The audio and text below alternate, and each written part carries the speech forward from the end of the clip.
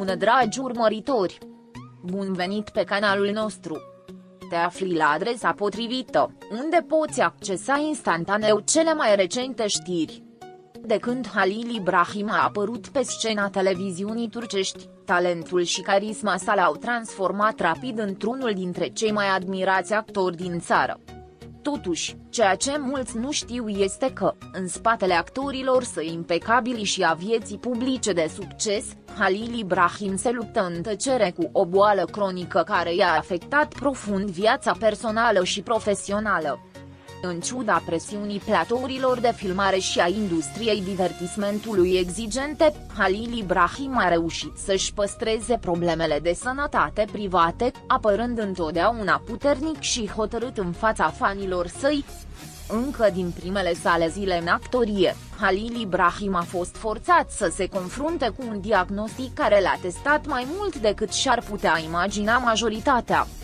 Boala sa cronică, care îi afectează sistemul imunitar, provoacă episoade de oboseală extremă, dureri intense și alte complicații care uneori îl lasă epuizat. În ciuda acestui fapt, a învățat să gestioneze aceste simptome cu o disciplină de fier, adaptându-și rutina de lucru pentru a evita să arate vulnerabilitate. Pe platourile de filmare, nimeni nu-i bănuiește durerea, deoarece pare întotdeauna energic și dedicat muncii sale. Adevărul este că, după fiecare filmare, Halil Ibrahim se confruntă cu zile dificile, în care boala îi amintește că organismul său nu răspunde întotdeauna așa cum ar trebui. În aceste momente voința sa devine cel mai bun aliat al său. Actorul a învățat să ducă o viață aproape militarizată pentru a face față problemelor sale de sănătate. Dieta, rutina de exerciții fizice și odihna sunt aspecte fundamentale pe care le-a ajustat de-a lungul anilor pentru a minimiza efectele afecțiunii sale. Cu toate acestea, în ciuda tuturor acestor eforturi, simptomele sunt uneori inevitabile. Timp de mulți ani, Halil Ibrahim și-a ținut secretă boala, temându-se că dezvăluirea luptei sale i-ar putea afecta cariera. În industria divertismentului, unde imaginea este totul, nu a fost ușor să recunoască faptul că un actor atât de energic ca el se confrunta cu o problemă gravă de sănătate. Cu toate acestea, pe măsură ce cariera sa a progresat și cerințele fizice ale rolurilor sale au crescut, Halil Ibrahim a început să înțeleagă că trebuie să găsească un echilibru pentru a merge mai departe. Atunci a decis să înceapă să caute o echipă medicală care să-l sprijine constant, astfel încât să-și poată continua munca fără a-și pune în pericol bunăstarea. În ciuda dificultăților, Halil Ibrahim nu a lăsat niciodată boala să-l împiedice să fie un profesionist exemplar. Pe platourile de filmare, colegii și producătorii l-au văzut întotdeauna ca pe un actor care nu se plânge niciodată și care dă mereu totul. În fiecare scenă, își dăruiește totul și se dăruiește personajului său, fără ca nimeni să-și dea seama că, în acel moment, corpul său luptă împotriva lui însuși.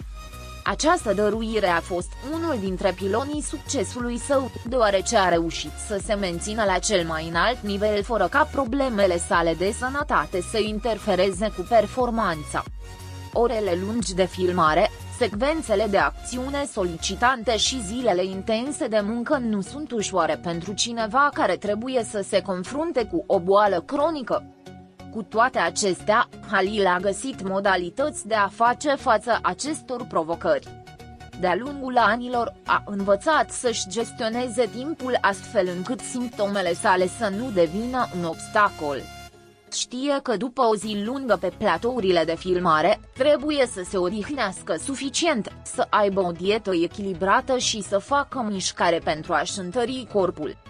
Totuși, ceea ce îl ajută cel mai mult este mentalitatea sa mereu pozitivă, care îi permite să continue în ciuda durerii.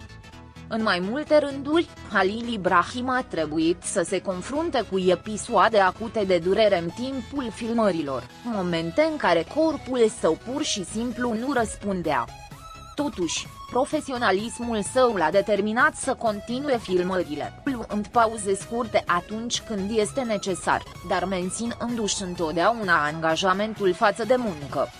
În timpul acestor episoade, producătorii și colegii au observat că Halil Ibrahim are un mod special de a-și gestiona durerea, lucru care îl face și mai admirabil. Cu toate acestea, puțini știu că acest control se datorează, în parte, tehnicilor de respirație și meditație pe care Halil Ibrahim le-a incorporat în rutina sa zilnică pentru a face față bolii. Actorul a fost foarte atent cu informațiile pe care le împărtășește despre sănătatea sa, deoarece simte că imaginea sa ar putea fi afectată dacă s-ar face public că se confruntă cu o afecțiune atât de gravă. Totuși, cei apropiați știu că nu a fost ușor. Lupta constantă cu propriul corp este ceva ce Halil Ibrahim trăiește în fiecare zi, dar una pe care a învățat să o gestioneze cu o rezistență impresionantă. Ceea ce îl îngrijorează cel mai mult nu este durerea fizică, ci modul în care boala sa i-ar putea afecta capacitatea de a munci și de a continua să ofere tot ce are mai bun fanilor săi. Unul dintre lucrurile care au fost cele mai dificile pentru Halil Ibrahim a fost lipsa timpului pentru viața personală din cauza îngrijirii constante de care are nevoie sănătatea sa. În mijlocul programului său încărcat, actorul a fost forțat să-și prioritizeze bunăstarea, ceea ce uneori îl distanțează de cei dragi. Timpul pe care îl petrece cu ei este foarte prețios pentru el, deoarece ei reprezintă cel mai mare sprijin emoțional al său. Cu toate acestea, presiunea industriei și dorința sa de a nu-și dezamăgi fanii fac dificilă echilibrarea vieții personale cu sănătatea sa. Halil Ibrahim a învățat să-și asculte corpul și să-i acorde pauzele de care are nevoie, chiar dacă asta înseamnă uneori să-și reducă volumul de muncă. Deși cariera sa de actor este în plină expansiune, actorul a decis să-și acorde prioritate sănătății în ultimii ani, chiar dacă asta înseamnă să rateze oportunități de angajare. Sănătatea este cel mai important lucru, a declarat el în mai multe interviuri, explicând că, deși munca sa este crucială pentru el, nu își poate pune în pericol bunăstarea pe termen lung.